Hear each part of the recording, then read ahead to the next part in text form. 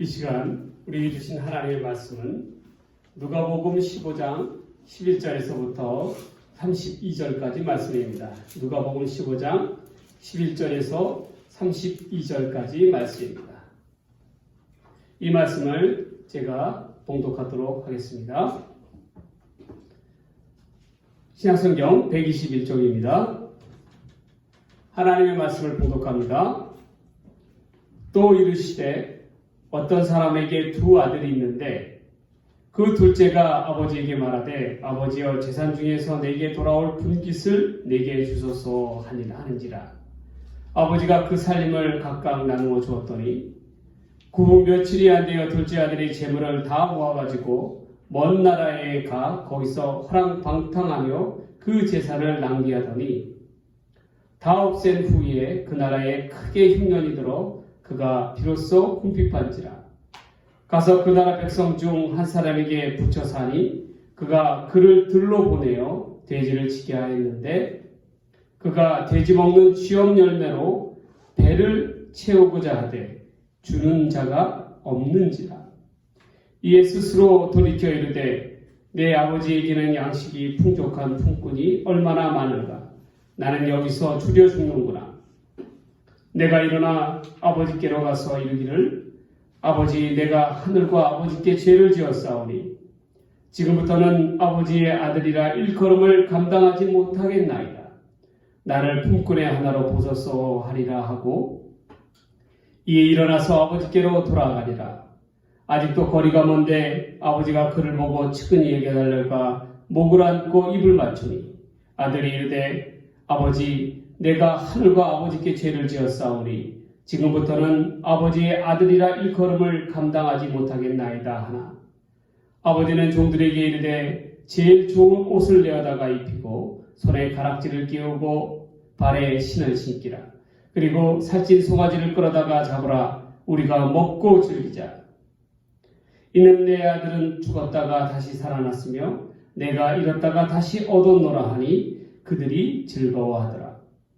맏아들은 밭에 있다가 돌아와 집에 가까이 왔을 때에 풍악과 춤추는 소리를 듣고 한 종을 불러 이 무슨 일인가 물으되 대답하되 당신의 동생이 돌아왔음에 당신의 아버지가 건강한 그를 다시 맞이하게 됨으로 인하여 살찐 송아지를 잡았나이다 하니 그가 노하여 들어가고자 하지 아니하거늘 아버지가 나와서 권한대 아버지께 대답하여 이르되 내가 여러 해 아버지를 섬기며 명을 어김이 없을거를 내게는 염소 새끼라도 주어 나와 내 벗을리로 즐기게 하신 일이 없더니 아버지의 살림을 창녀들과 함께 삼켜버린 이 아들이 돌아오매 이를 위하여 살찐 송아지를 잡으셨나이다.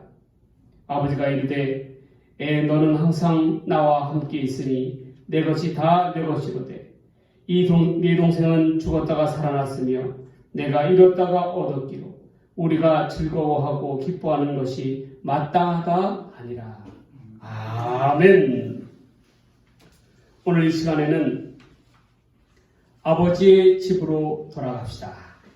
누가복음 15장 11절에서 32절에 있는 말씀을 가지고 아버지의 집으로 돌아갑시다 라는 제목으로 하나님의 말씀을 나누고자 합니다. 오늘 본문 내용은 여러분들이 잘 아시다시피 탕자의 이야기입니다. 본문의 내용을 다시금 간단히 요약하면 한 부자에게는 두 아들이 있었는데 맏아들은 나름대로 아버지께 순종하며 지냈지만 마음 자세는 그렇지 않았습니다. 마지못해서 하는 순종이었다는 거예요. 반면에 둘째 아들은 아버지 곁을 떠날 궁리만 하다가 결국 아버지에게 자기 목 돌아올 분깃을 미리 달라고 간청합니다. 이 간청에 못 이겨서 아버지는 참다 못해서 둘째 아들에게 돌아갈 분깃을 미리 나누어 주었습니다. 작은 아들은 그 분깃을 모두 정리해가지고 황급히 먼 나라로 떠났습니다. 아버지가 부자이다 보니까 작은 아들이 받은 분깃도 굉장히 상당한 몫이었습니다. 그는 먼 나라로 가면 자기가 자유롭고 행복한 생활을 할 줄 알았습니다. 먼 타지에 도착해서 아버지의 간섭도 없고 가진 재물도 있으니 그는 매일같이 술집에서 탕기와 함께 방탕한 생활을 하면서 세월을 보냈습니다. 그러다가 얼마 가지 못해서 그만 수중에 있는 재산이 다 탕진을 하고 이제는 알거지 신세가 되었습니다. 마침 그곳에 흉년이 들어서 남의 집 종살이를 해도 입에 풀칠할 만한 먹고 살 만한 형편이 되지 못했습니다. 그래서 그는 마침내 염치불구하고 아버지의 집으로 살기 위해서 돌아오게 되었습니다. 아버지의 집에 다시금 돌아오게 되니 모든 것이 회복되고 풍족한 삶으로 돌아갈 수 있었다는 그러한 이야기입니다. 여러분, 이처럼 우리가 아무리 세상에서 막 살아간 사람이라 할지라도 결국 그가 마지막으로 찾게 되는 것은 어디이냐면 바로 가정입니다. 그래서 우리에게 있어서 가정이 소중한 것입니다. 그 사람을 여러 명을 죽인 흉악범이 가장 이 심리 파일러가 그 심리를 조사하다 보니까 가장 두려워하는 사람이 한 사람이 있었어요. 그게 누구일까요? 천하에 10명이나 넘는 사람을 죽인 흉악범인데 그 흉악범이 가장 두려워하는 사람은 다름 아니라 그의 부인이고 그의 아들이었다는 것입니다. 왜 그랬습니까? 아무리 자기가 흉악범으로 세상을 막 산 사람이라 할지라도 그에게 있어서 가정만큼은 소중했다는 것입니다. 여러분, 사람에게 있어서 삶의 기반이 되는 것은 바로 가정입니다. 그러하기에 가정이 우리 가운데 중요한 거예요. 본문에 나온 탕자는 가정의 소중함을 몰랐습니다. 아버지의 집을 떠나서 살면 그저 자신의 쾌락과 행복을 추구하며 살 수 있을 줄 생각했습니다. 그러나 그는 결국 아버지의 집으로 돌아갈 수밖에 없었습니다. 여러분, 지금 우리의 삶은 어떠한 삶입니까? 겉으로는 교회에 착실히 다니며 하나님 아버지의 품속에 거하는 것 같습니다. 그러나 마음속으로는 하나님을 떠나 세상에서 이 둘째 아들 탕자와도 같이 지내는 이들이 얼마나 많이 있습니까? 탕자된 우리는 반드시 기억해야 될 게 있습니다. 바로 우리가 우리의 영과 우리의 혼이 살기 위해서는 반드시 아버지의 품 가운데로 우리가 돌아가야 한다는 것입니다. 왜 돌아가야 합니까? 그것이 바로 우리의 영혼의 본향이기 때문에 그렇습니다. 그렇다면 이 시간에는 탕자와도 같은 우리가 왜 하나님 아버지의 집으로 다시금 돌아가야 하는가라는 그 이유에 대해서 한번 살펴보고자 합니다. 첫 번째로, 왜 아버지의 집으로 돌아가야 합니까? 아버지의 집에는 살 길이 있기 때문에 그렇습니다. 어떤 세계적인 화가가 한 번은 자신이 세상에서 가장 아름다운 것을 한번 그려보겠다, 화폭에 담아보겠다 라고 그렇게 생각하였습니다. 그리고 세상에서 가장 아름다운 것이 무엇일까라고 생각하다가 길거리에 나가서 보니 마침 그 길가에는 신혼부부가 오손도손 손을 잡고 걸어가고 있었습니다. 그래서 그 사람들에게 잠시 붙잡고 이야기하기를, 당신들이 생각에 가장 세상에서 아름답다고 하는 것이 무엇입니까? 라고 물었습니다. 그랬더니 그들이 뭐라고 대답하냐면, 세상에서 가장 아름다운 건 사랑입니다 라고 이야기하는 거예요. 듣다 보니까 그 화가의 생각에, 그래, 세상에서 가장 아름다운 것은 사랑이겠구나 라는 생각이 들었습니다. 그런데 좀 아쉬운 생각이 들어서 다시 한번 더 찾아보기로 했습니다. 그러다 보니까 조금 있다가 전쟁에서 부상당해서 귀향을 하는 한 병사를 보게 되었습니다. 당신은 이 화가가 그 부상병에게 묻기를, 당신은 전쟁으로 인해서 이리저리 많이 다니다가 많은 것을 보았을 텐데 당신 생각에는 세상에서 가장 아름다운 게 뭐라고 생각합니까? 라고 물으니까 그 부상병, 군인의 대답이 뭐라고 했냐면 세상에서 가장 아름다운 건 내가 생각해 보니까 평화입니다. 라고 이야기하는 거야. 평화. 왜 그러냐면 전쟁 중에서 서로 싸우고 죽이는 그러한 지옥 같은 모습을 보다 보니까 평화야말로 세상에서 가장 이 아름다운 곳이라고 생각이 들었던 거예요. 이 화가가 그 대답에 고개를 끄덕거렸습니다. 그렇지만 또 한 번 더 찾아보기로 하고 해질 무렵까지 그 길가에서 기다렸습니다. 그랬더니 한 나이 많고 병든 노인이 그곳을 지나가게 되었습니다. 그런데 이 노인은 자식이 없고 돌보아주는 이가 없는 버림받은 늙은 사람이었습니다. 화가가 그 노인에게 묻기를 당신은 세상에서 오래 살았으니 세상에서 가장 아름다운 것을 경험했을 텐데 그 아름다운 게 뭡니까? 라고 묻습니다. 그러자 이 노인분이 하는 얘기가 뭐라고 얘기해요? 그건 바로 희망이다라고 얘기합니다. 내일을 향한 희망. 희망이야말로 세상에서 가장 아름다운 것이다라고 그렇게 이야기를 합니다. 그러다가 이 화가는 마침내 해가 져서 저녁 때 집으로 돌아오게 되었습니다. 그가 생각하는 그의 머릿속에는 그러면 돌아오는 길에 사랑과 평화와 희망을 한데 묶어서 세상에서 최고의 아름다운 것을 나타낼 수 있는 게 뭘까라고 생각을 했어요. 그런데 자기 집으로 와보니까 집에는 자기의 아내가 두 아들과 딸과 함께 자기를 기다리고 있었던 거예요. 그것을 보는 순간, 그 순간 그는 깨달았습니다.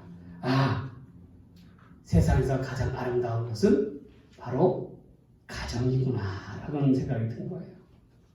왜냐하면 온 식구가 오손도손 모여서 이야기하는 것이야말로 사랑이 있고 그곳에 평화가 있고 희망이 넘치는 곳이라고 보았기 때문입니다.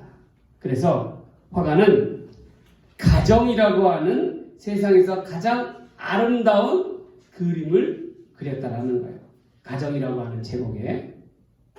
여러분, 이처럼 우리의 가정은 어느 가정이나 그 무엇보다도 소중하고 아름다운 가정입니다. 아름다운 곳입니다. 남의 집이 내가 보기에는 아무리 행복해 보여도 지금 내가 살고 있는 가정, 이 가정이 아름다운 곳입니다. 여러분, 본문으로 돌아가 살펴보면 본문에 나오는 탕자는 아버지의 집인 가정의 소중함을 몰랐습니다. 그는 아버지의 집을 떠나서 행복을 구했지만 결코 그 행복을 찾지 못했습니다. 탕자는 자신이 힘들어 한 푼이라도 돈을 벌지 않았지만 아버지로 받은 많은 유산으로 인해서 손대지 않고 공짜로 받은 그러한 부를 쌓았습니다. 그러나 우리가 꼭 기억해야 될 것은 대가 없이 생긴 재물, 공짜로 생긴 재물이 결코 우리들의 삶을 행복하게 하리라 생각하지 마십시오. 여러분, 오히려 그 재물이 여러분의 삶 속에 복이 아니라 화로 돌아오는 경우가 많습니다. 작은 아들은 그 재물을 가지고 아버지의 간섭을 피해서 먼 나라로 갔습니다. 그것은 자유를 구하였지만 자유가 아니라 방종이었습니다. 그곳에서 많은 재산을 모두 탕진하였습니다. 창녀들을 사귀면서 향락에 빠지다 보니까 이를 탕진하게 된 것입니다. 그 누구도 그의 주변에서 그에게 충고해 주는 이가 없었습니다. 여러분, 이것은 무엇을 의미하는 것입니까? 그는 먼 나라에 가서 좋은 사람을 사귀지 못했다라는 것입니다. 사람을 잘못 만나니 재산을 탕진할 수밖에 없는 거예요. 처음에 아버지로부터 유산을 물려받았을 때에는 쾌재를 불렀을 것입니다. 내 인생은 나의 것이다 라고 생각했을 거예요. 금방 자신이 행복해질 거라고 여겼습니다. 그러나 아버지의 집을 떠나는 순간 현실은 그의 발밑에 불행이라는 것이 찾아왔던 것입니다. 여러분, 그 다음에 이 탕자가 어떻게 됩니까? 돈이 떨어지니 주변에 있는 많은 사람들이 다 떠나갔습니다. 왜 그랬습니까? 탕자의 주변에는 항상 돈만 바라보는 사람들이 있었기 때문입니다. 설상가상으로 흉년이 들게 되었습니다.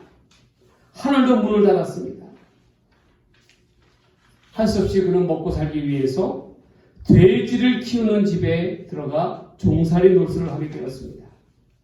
그런데 그곳에서도 워낙 가뭄이 심해서 그는 월급은커녕 먹을 것조차도 제대로 해결할 수가 없었습니다. 그래서 돼지가 먹는 쥐염 열매를 먹고 사는 그러한 신세가 되었습니다. 그러자 자기의 신세를 얼마나 한탄했겠습니까? 이제는 줄여 죽는구나, 굶어 죽는구나 라고 하면서 탕자는 자신이 살 길이 없음을 깨닫게 됩니다. 그리고 나서 이제 와서 돌이켜보니, 후회해보니 아버지 집에서 있었을 때가 얼마나 좋았는가. 그곳에는 풍족함이 있었고 자유함이 있었고 행복함이 있었다는 것을 절실히 느끼게 되었습니다. 여러분, 사람은 고생을 하지 않으면 자기가 이전에 갖고 있었던 것이 얼마나 귀한지 깨닫지 못합니다. 그런데 고생을 하고 죽을 위기에 놓이게 되니까 그제서야 깨닫게 되는 거예요. 자기가 이전에 겪었던 것이 얼마나 행복했다는 것을. 우리 성도들도 마찬가지입니다. 우리가 교회를 다니면서 믿음 생활을 하지만 그러나 아버지의 집에 거하고 있으면 그 아버지의 집, 교회가 얼마나 우리에게 있어서, 우리의 영혼에게 있어서 좋은 것인가에 대해서 그 가치를 모를 때가 너무나도 많습니다. 그러고 나서 고생 끝에 방황하다가 그 가치를 깨닫게 되면 그제서야 후회하는 이들이 얼마나 많이 있습니까? 이 탕자도 마찬가지예요. 탕자도 죽을 위기 가운데, 굶어 죽을 위기 가운데 놓이게 되니까 비로소 그가 어떻게 하면 자기가 살 길이 있는가에 대해서 심각하게 고민할 수가 있었다는 거예요.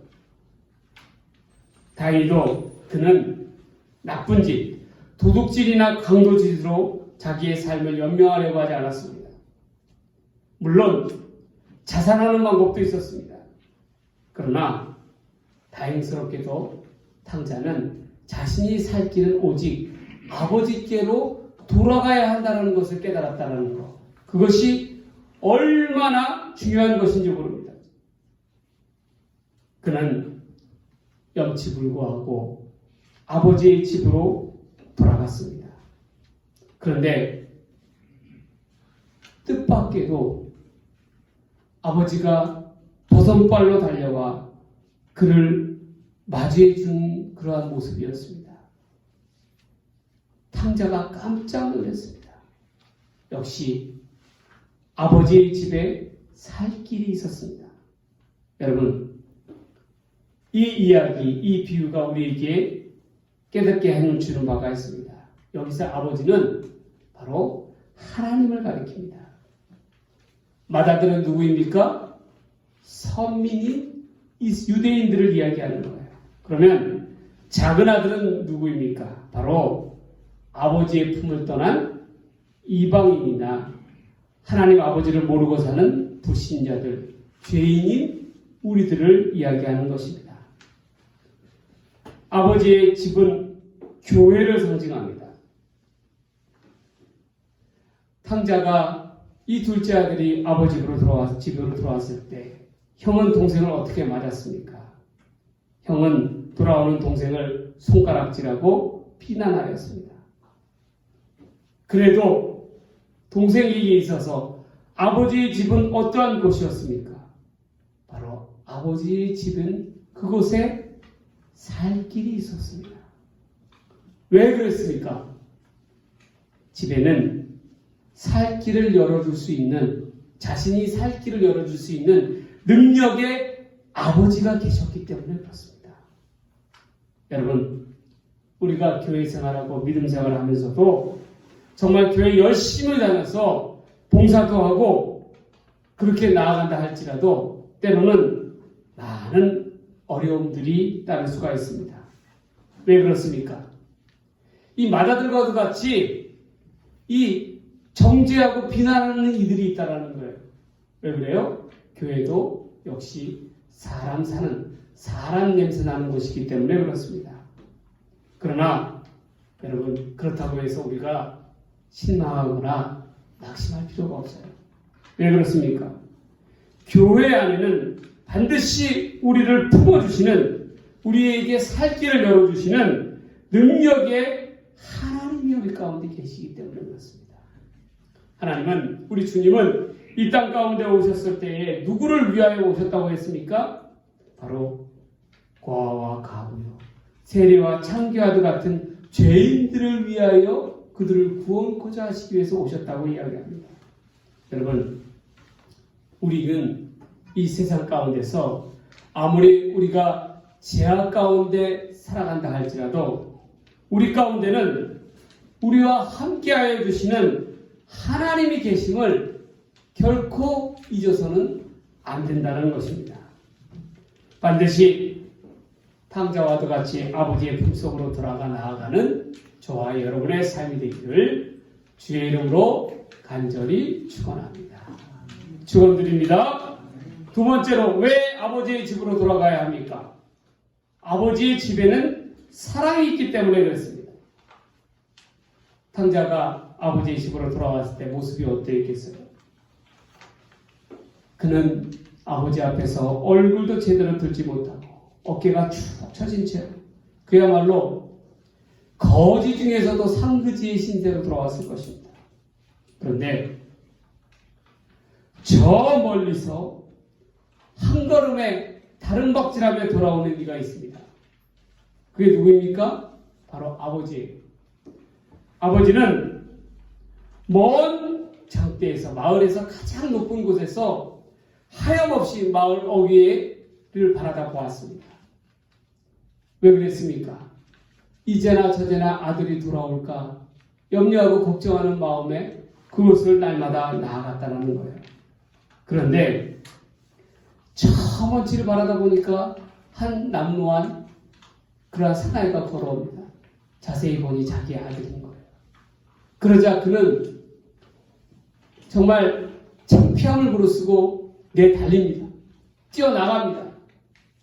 주인이 뛰어나가다 보니까 어떻습니까? 마을 사람들이 이게 뭔 일인가 싶어가지고 종도 뛰어나가고 모든 사람들이 다 그 발걸음을 일행들이 뛰어나가는 거예요. 근데 여러분, 아버지는 왜 날마다 저 높은 망대에서 아들을 기다렸을까요? 거기에는 까닭이 있었습니다. 바로 아들을 살기 위한 거예요. 왜 그랬습니까?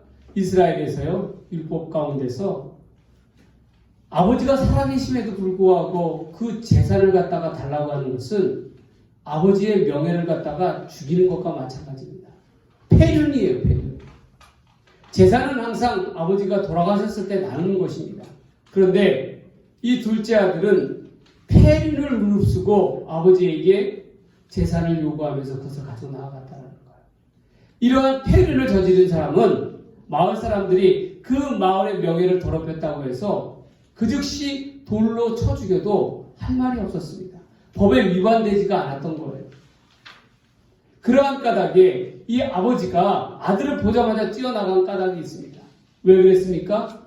아들을 마을 사람들로부터, 위협으로부터 살리기 위해서 먼저 뛰어나간 것입니다. 그리고 자기들 스스로 내가 이 아들을 용서했다라는 것을 마을 사람들에게 보이기 위함이에요. 그리고 또한 이 아버지는 아들을 부둥키지 않고 아들을 탓하지 않습니다. 아들의 죄가를 드러내지 않아요. 원망하지 않습니다. 돈을 어떻게 허비했느냐, 어쩌다가 이러한 몰골이 되었느냐. 아버지는 부끄러운 아들의 과오를 건드리지 않습니다. 오히려 다만 이 아들이 살아 돌아온 것만으로 기뻐하는 거예요. 그리고 나서 어떻게 합니까? 종에게 시켜서 아들에게 손에 가락지를 끼워주고, 이 가락지를 끼워준다는 것은 아버지가 아들의 권세를 다시 회복시켜준다는 것을 상징하는 거예요. 거기다가 새 옷을 입혀주고 또한 새 신을 신게 해주고, 신이라는 것은 여러분 그 당시에 있어서 종들은 신을 신을 수가 없습니다. 주인만이 신을 신을 수가 있는 거예요. 바로 아버지의 아들만이 신을 신을 수가 있는 거예요. 주인의 아들만이 그 권리를 다시금 회복시켜주는 것이었습니다. 그리고 나서 송아지를 갖다가 잡으러 갑니다. 송아지는 어떠한 송아지입니까? 본문에서는 그 헬라어 원문에서는 송아지라고 이야기하고 있습니다. 아무 송아지가 아니에요. 어떤 송아지였냐면 아버지가 아들이 돌아올 때를 기억해서 날마다 아들을 기다리는 마음으로 키웠던 그 살찐 송아지를 갖다가 그 송아지를 예비하고 준비해 놓았다는 거예요. 그리고 그 아들이 돌아오자마자 그 송아지를 갖다가 잡았습니다. 근데 여러분, 왜 아버지가 송아지를 잡았는가? 그 까닭이 있었냐면 이 송아지를 잡고 잔치를 함으로 말미암아 어떻게 해요? 마을 사람들과 이 돌아온 이 탕자의 이 아들과의 화해를 주선한 것입니다. 화해와 용서의 장을 주선하는 거예요. 마을 사람들에게 먹고 마시게 함으로 인해서 이 돌아온 이 아들을 용서해 달라고 하는 메시지가 그 안에는 담겨 있었습니다. 여러분, 이 송아지는 누구를 상징합니까? 바로 우리를 위하여 희생하신 예수 그리스도, 우리의 어린 양을 상징하는 것입니다. 이처럼 아버지의 집에는 사랑이 있었습니다. 그렇다면 여러분, 여기서 우리가 정리 한번 해봅시다. 아버지의 사랑은 어떠한 사랑이었습니까? 아버지의 사랑은 기다림의 사랑이었다는 거예요.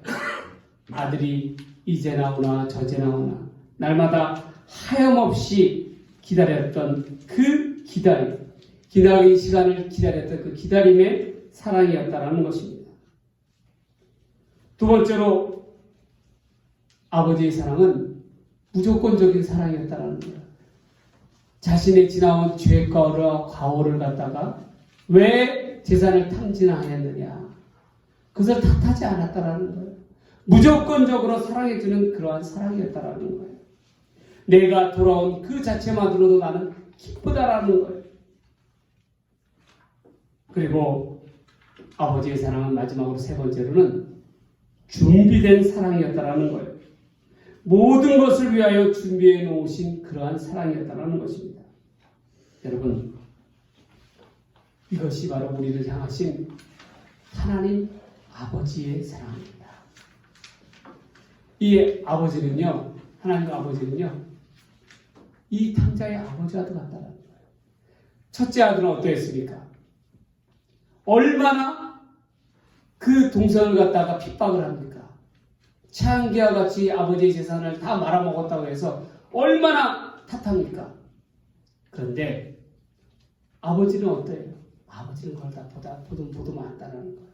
여러분, 우리가 세상을 살아가다 보면 탕자와 같이 죄 많은 죄인들의 사람들입니다. 얼마나 우리가 세상 가운데 살아가면서 죄를 많이 짓습니까? 그런데 그렇다고 하면 우리는 어떻게 해야 되겠습니까? 하나님 앞에 죄인의 모습일지라도 돌아와야 합니다. 왜 그랬습니까? 우리 하나님의 사랑은 기다림의 사랑이요, 무조건적인 사랑이요, 준비된 사랑이기 때문에 그렇습니다. 그런데 때로는 우리가 돌아오는 길에 거친 돌이 있어요. 어떤 거친 돌입니까? 바로 형과도 같은 분입니다.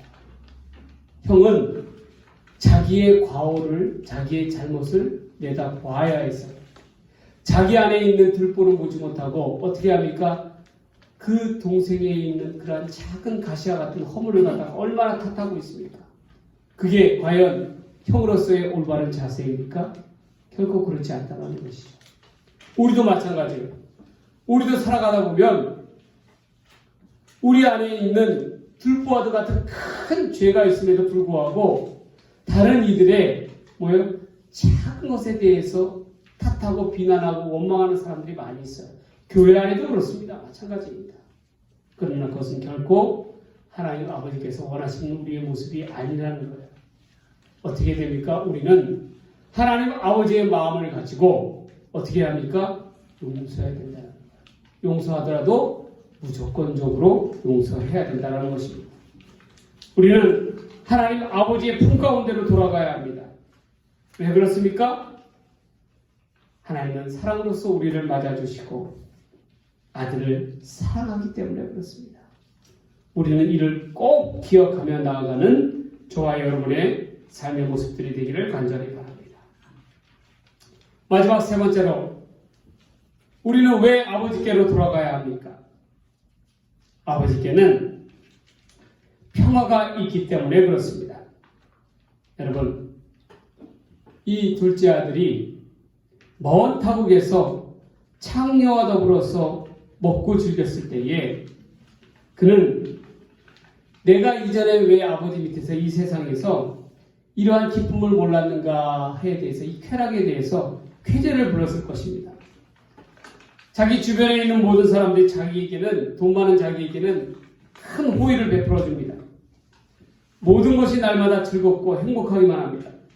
그런데 이 행복은 어떠한 행복이냐면 발밑에 불행을 깔고 있는 잘못된 행복이었습니다. 거짓 행복이었다라는 거예요. 둘째 아들이 보기에는 이 쾌락과 향락이 영원할 것이라고 생각했습니다. 그러나 이것은 거짓이었습니다. 결국 탕자의 수중에 돈이 떨어졌고 바닥을 보이기 시작했습니다. 돈이 떨어지니까 점차로 사람들의 인심이 바뀌게 됩니다. 흉년이 계속되고 실직자가 되었습니다. 그러니까 문득 자기에게 다가오는 것이 무엇입니까? 바로 불안이라는 거예요. 어떠한 불안입니까? 이러다가는 자칫하면 나는 여기서 굶어 죽을 수도 있겠구나 라고 하는 불안입니다. 그러니 육신의 평안도 사라지고 마음의 평안도 사라졌습니다. 이제는 어디에 가서도 자기를 돌봐주고 도와줄 이이 한 명도 없습니다. 여러분, 그러니 그의 삶이 어떠했겠어요? 우리가 세상을 살아가면서요, 여러분, 없는 사람이 없는 것을 가지고 염려하고 근심하는 것은 그다지 크지가 않습니다. 왜? 없었으니까. 그러나 자세히 보면 있던 사람들이 없어지게 되면, 자기가 없어지게 되면 어떻게 돼요? 그 없는 생활을 견디지를 못해요. 그러다 보니까 극단적인 생활을 선택을 하는 거예요. 마찬가지예요, 여러분. 이 탕자는 처음에는 쾌락 가운데서 행복을 불렀지만, 즐거움 가운데 있었지만, 그러나 점차로 그 가운데 그는 돈이 떨어지는 순간 어떻게 됐습니까? 그 마음 가운데는 우울과 불안과 염려와 근심과 걱정 가운데 나아갈 수밖에 없었다는 거예요. 그런데 그가 아버지 집으로 돌아오는 순간 어떻게 되었습니까? 그 불안했던 마음이 평안이 찾아왔습니다. 왜 그랬습니까? 아버지가 있기 때문에 그렇습니다. 능력의 아버지가 그의 불행을 감싸주기 때문에 그렇습니다. 우리가 그러하기 때문에 아버지의 품 가운데로 나아가야 되는 거예요. 아버지의 품에 나아갈 때만이 참된 평안이 그곳에 있다는 것을 우리가 기억해야 합니다. 얼마 전에 기독교 방송에서 한 유명한 여자 탤런트의 간증을 듣게 되었습니다. 그녀는 어려운 가정 환경 속에서 중고등학교 때까지 그래도 열심히 나름대로 믿음 생활을 했다고 합니다.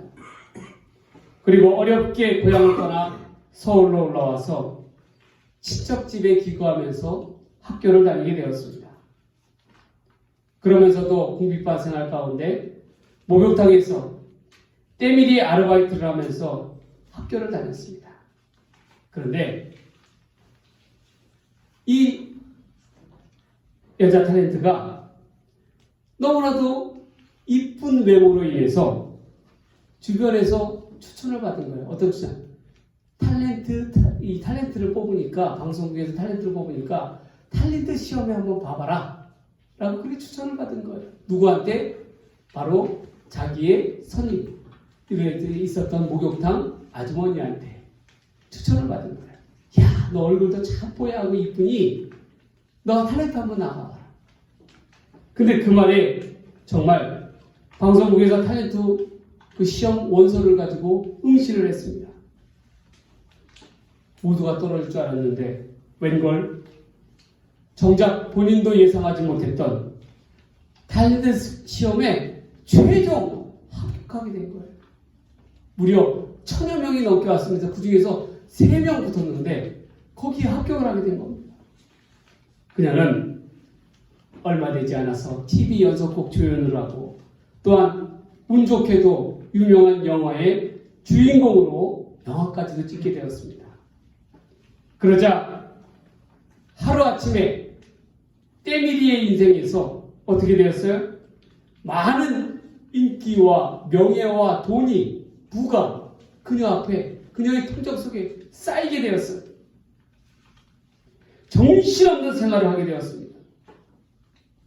그런데 그녀가 한 가지 잊고 있었던 게 있었어요. 바로 시험 보기 전에 하나님과의 약속이었어요. 하나님께 기도하기를 자기가 탤런트가 되면 하나님의 일을 위해서 열심을 다하겠다라고 한 그 약속을 새카맣게 잊어버리고 있었던 거예요. 그리고 바쁜 스케줄이다 뭐다고 해서 정신없이 살아갔습니다. 그러던 중에 그녀에게도 위기가 찾아오고 고난이 찾아왔습니다. 없던 스캔들 기사가 신문에 뜨고 많은 어려움들이 자기에게 찾아오는 거예요. 그걸로 인해서 광고가 끊기게 됩니다. 스트레스가 쌓이기 시작하는 거예요. 아무리 술로 위로하고 취해보고 그러겠지만 그의 마음속에 쌓이는 것은 걱정과 불안과 염려였습니다. 시간이 갈수록 자기의 인기는 사그라들고 사람들이 자기를 찾지 않는 거예요. 우울증과 두려움, 공포 속에서 하루는 이제는 자기가 높은 산에서, 높은 곳에서 떨어져 죽겠다라는 생각에 산길을 올라갔습니다. 밤새도록 하염없이 올라갔어요. 그런데 산길로 나아가는 중에 그 길가에서 작은 교회에서 새벽 종소리가 울렸습니다. 그녀는 그때 마음속에서 내가 이제 죽을 때 죽더라도 하나님께 하소연이나 하고 죽자라는 생각으로 그 교회당 문턱을 들어갔습니다.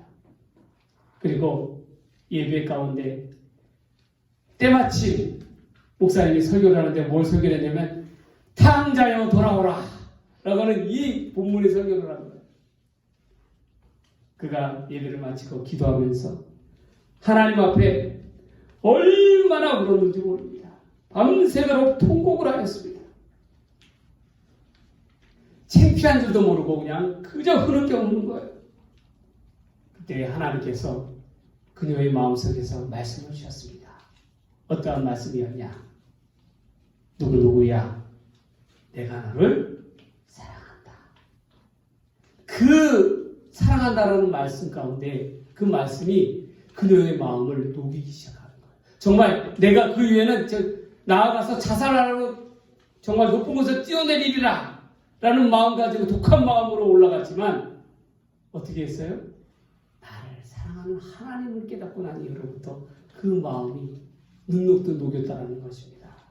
그리고 나서 그녀는 그녀의 마음 가운데는 다시금 교회 예배당을 찾고 또한 예배를 드리고 기도하면서 열심을 다하여 하나님 앞에 나아갔습니다. 그러자 그녀의 삶 속에는 이 탕자처럼 회복의 시간이 다가오기 시작했다는 거예요.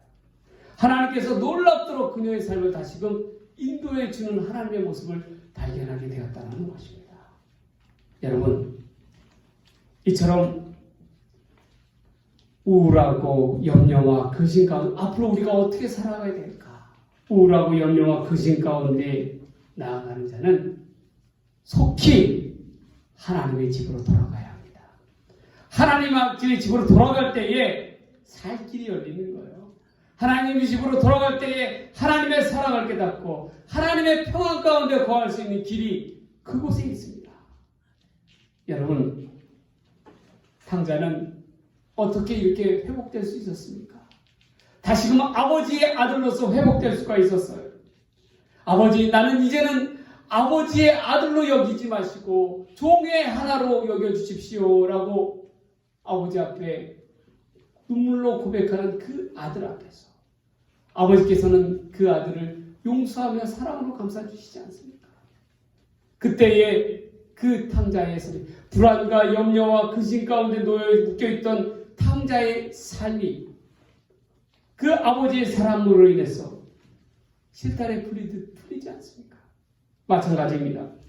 우리도 탕자처럼 세상에서 실패하고 힘들고 낙심하며 있을 때에 이 죽음의 절망의 벼랑 끝에 놓여 있을 때에 우리가 꼭 기억해야 될 것은 바로 이때가 하나님의 품 가운데로 돌아가야 된다라는 것입니다.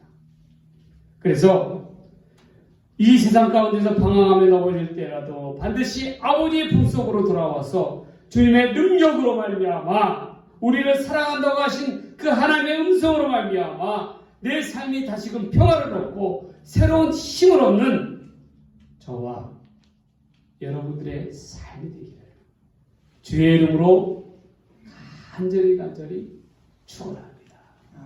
축원드립니다. 말씀을 요약합니다. 우리가 왜 아버지의 집으로 돌아가야 합니까? 아버지의 집에는 살 길이 있습니다. 아버지의 집에는 사랑이 있습니다.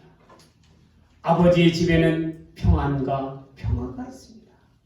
그러하기 때문에 우리는 아버지의 품 가운데로 돌아가야 합니다. 세상에서 방황하는 자들, 염려와 근심 가운데 놓여있는 자들, 무엇보다도 하나님의 품 가운데로 나아가는 저와 여러분의 삶이 되기를 주의 이름으로 간절히 축원드립니다. 축복합니다. 기도하겠습니다. 하나님 아버지 감사합니다. 오늘 우리가 왜 아버지 집으로 돌아가야 하는지 그 이유를 깨달았습니다. 아버지의 집에 살 길이 있고 아버지의 집에 사랑이 있고 아버지의 집에 평안이 있기 까닭에 우리가 아버지의 품 가운데로 다시금 돌아가야 할 줄 믿습니다. 하나님, 우리가 이 거친 세상 고생 가운데서도 힘들다 할지라도 다시금 아버지의 품 가운데로 나아가는 우리 모두의 삶이 되게 하여 주시옵소서. 이 모든 말씀 우리 주님 예수님의 이름으로 간절히 기도드리옵나이다. 아멘.